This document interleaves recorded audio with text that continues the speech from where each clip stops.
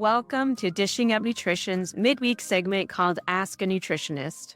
My name is Brandy Burrow, and I'm a registered and licensed dietitian here at Nutritional Weight and Wellness. On today's show, I'll be discussing a topic that I get asked a lot of questions about: nitrates. So let's start with the question, what are nitrates and where do they come from? Nitrates are compounds that are found both in nature and as a food additive.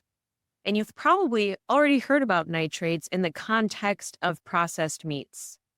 Things like bacon, sausages, hot dogs, and deli meats, right?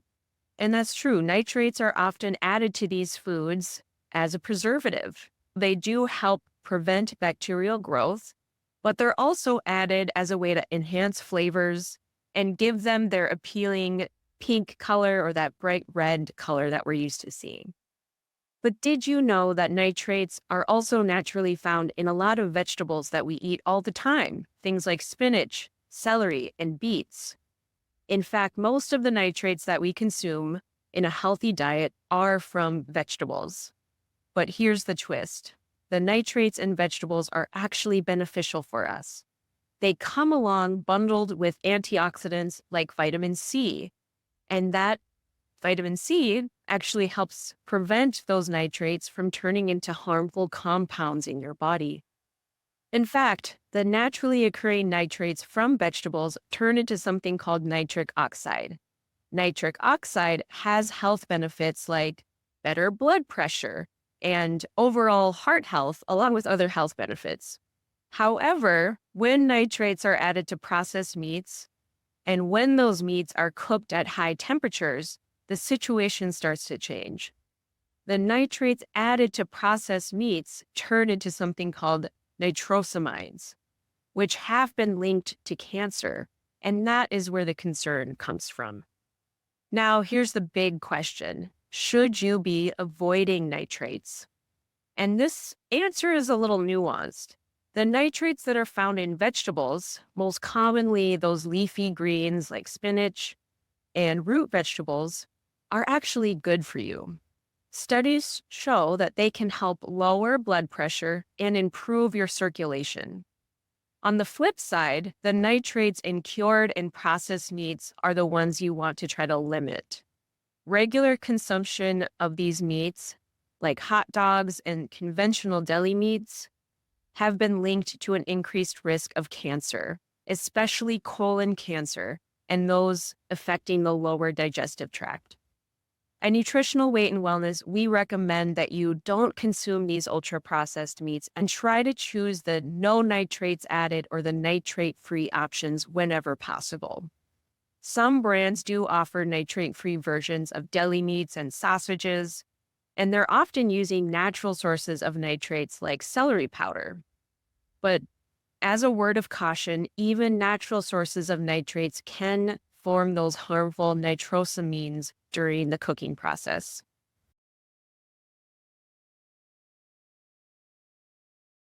So now you may be wondering, what are nitrate-free labels and are they safer?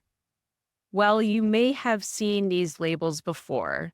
Some of those processed meats are labeled nitrate-free or no nitrates added right on the front of the package. But does that mean they're a health food? Does that mean they're better for us? Well, not necessarily. When manufacturers use natural nitrate sources like celery powder, those nitrates can still turn into those harmful compounds when exposed to high heat during cooking. So it's not a free pass, but it is a step in the right direction. The best approach is to eat real, whole foods as much as possible. That means minimizing the processed meats and focusing on fresh meat, poultry, fish, and eggs most of the time. And if you're craving something like bacon, look for the uncured, no nitrates added varieties. And think of bacon as an occasional protein choice rather than a daily habit. Okay, so what is the takeaway here? Well, first, limit your intake of processed meats, so things like hot dogs and conventional deli meats.